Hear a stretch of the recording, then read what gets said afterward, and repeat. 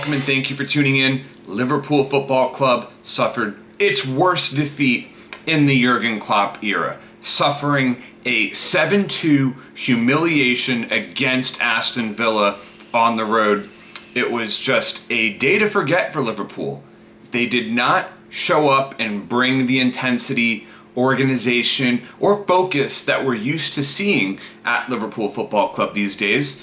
It was just shambolic, terrible, and really I'm running out of adjectives to describe how poor it was. But at the same time, it's only one game. It's not time to panic yet. This is a great litmus test for plastic fans who is truly going to have a meltdown after Liverpool opened with 3 consecutive wins. But the defending, of course, not good enough. Adrian at keeper, even as the backup, not good enough. It's also very disappointing to hear that Alisson Becker, his injury could be serious, potentially up to 6 weeks out, with so many important Premier League and Champions League fixtures coming up. And it's honestly unconscionable that international football is still taking place during the pandemic, but that's a whole different discussion. Liverpool's high line got exposed today, and while people criticize it, it is also a necessary part of Liverpool's press, because if that high line is not being held, then there's simply too much space between the lines for opponents to exploit. But give major credit to Aston Villa.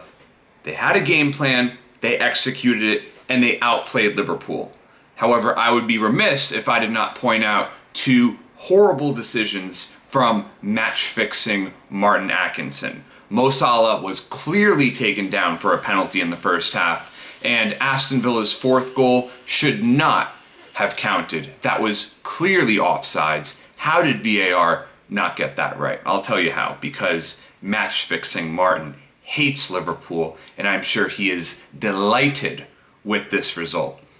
Joe Gomez's spot in the team is now under threat. Another poor game from him. I still really believe in Gomez, and I think he's fantastic, but hey, he's still young and still prone to having terrible performances like today. Virgil van Dijk, also poor. Trent Alexander-Arnold let Jack Grealish get the better of him on too many occasions. Really the only defender who I can say played well was Andy Robertson. He played really impressively in the first half with his attacking flair and had some chances of his own. But look, in midfield, Keita and Wijnaldum went missing, and Liverpool missed Sadio Mane and Jordan Henderson sorely. I mean, those are the 2 hardest working players in the team, in my opinion. They really set the tone for this team. And when you're the reigning champions like Liverpool, you're going to get every team's best shot week in and week out.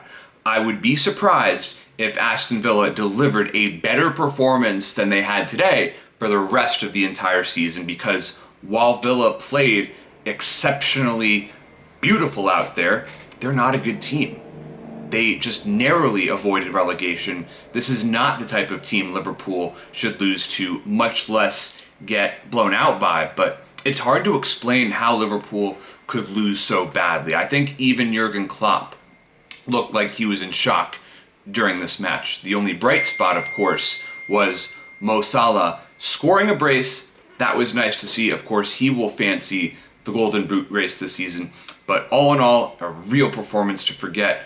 Bobby Firmino needs to pick it up, needs to sharpen his touch, and perhaps become a little bit more selfish. You know, he could use better boots when it comes to finishing in front of goal and not always defer, but that's part of his game. So we'll see how Firmino responds to this performance. Diogo Jota looked very strong early on, but then went missing. So Jota will continue to get opportunities as well, I'm sure. One of the biggest signings Liverpool has made in quite some time. So no Alisson Becker, no Thiago, no Sadio Mane, no Jordan Henderson. Liverpool missed a lot today, but nevertheless, this performance was unacceptable, and you better believe Liverpool will come out with a much different approach and renewed sense of vigor for the Merseyside derby. Thank you so much for tuning in, and please subscribe to my channel.